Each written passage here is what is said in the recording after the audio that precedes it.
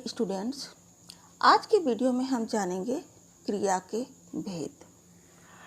क्रिया के भेद दो आधारों पर किए जाते हैं, कर्म के आधार पर और संरचना के आधार पर। तो आज हम करेंगे कर्म के आधार पर क्रिया के भेद। ये दो होते हैं, अकर्मक क्रिया और सकर्मक क्रिया। सबसे पहले हम लेंगे अकर्मक क्रिया। आ मीन्स बिना, कर्मक मीन्स कर्म के यानी बिना कर्म के।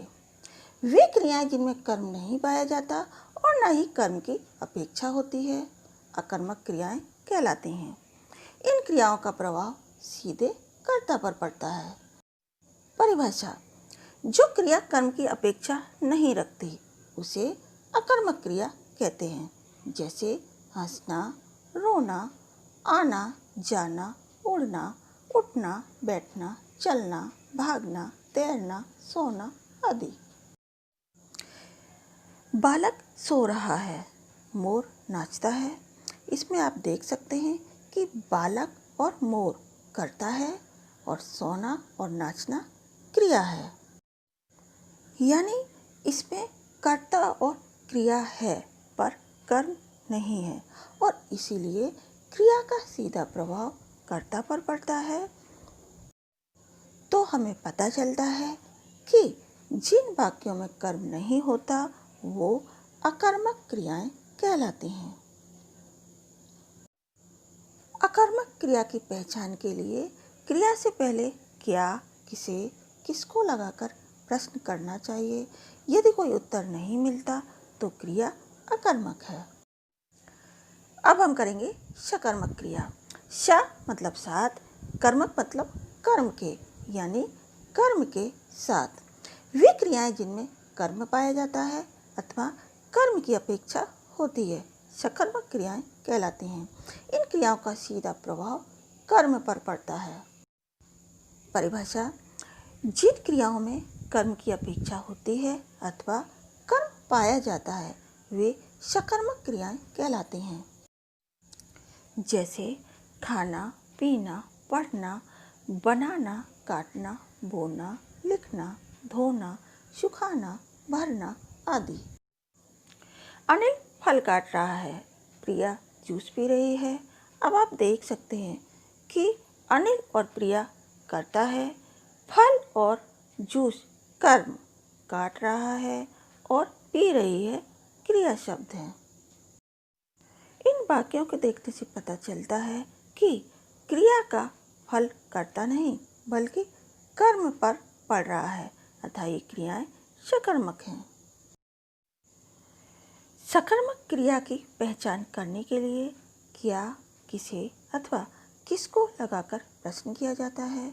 उत्तर में यदि कोई निर्जीव वस्तु या पदार्थ प्राप्त हो तो वह क्रिया का कर्म होता है, अर्थात क्रिया सकर्मक है।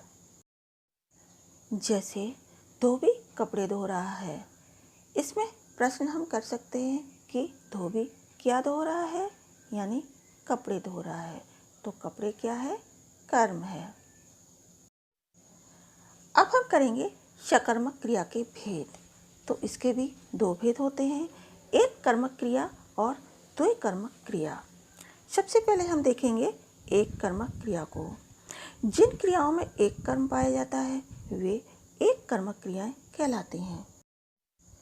जैसे राखी कपड़े सुखाती है, राखी कर्ता, कपड़े कर्म और सुखाती है क्रिया है। उसी तरह से मुकुंद फूल तोड़ रहा है, मुकुंद कर्ता, फूल कर्म और तोड़ रहा है क्रिया शब्द है। नंबर 2, द्वय कर्मक क्रिया। जिन क्रियाओं में दो कर्म पाए जाते हैं वे द्वय कर्मक क्रियाएं कहलाती हैं। जैसे राधा ने बच्चे को कहानी सुनाई। राधा ने किसे कहानी सुनाई, बच्चे को। राधा ने बच्चे को क्या सुनाई, कहानी। तो इसमें बच्चे और कहानी दोनों कर्म है, राधा कर्ता है और सुनाई क्रिया है, मतलब ये द्वय कर्मक क्रिया है। गौरव ने हर्ष को पुस्तक दी। गौरव ने किसे पुस्तक दी? हर्ष को।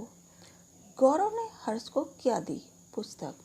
तो इसमें हर्ष और पुस्तक दोनों कर्म हैं। गौरव कर्ता और दी क्रिया है, यानी ये द्वय कर्म क्रिया है। तो आज की वीडियो में हमने देखा क्रिया के भेद, सकर्मक और अकर्मक, तथा सकर्मक क्रिया के दो भेद, एक कर्मक क्रिया और द्वय कर्मक क्रिया।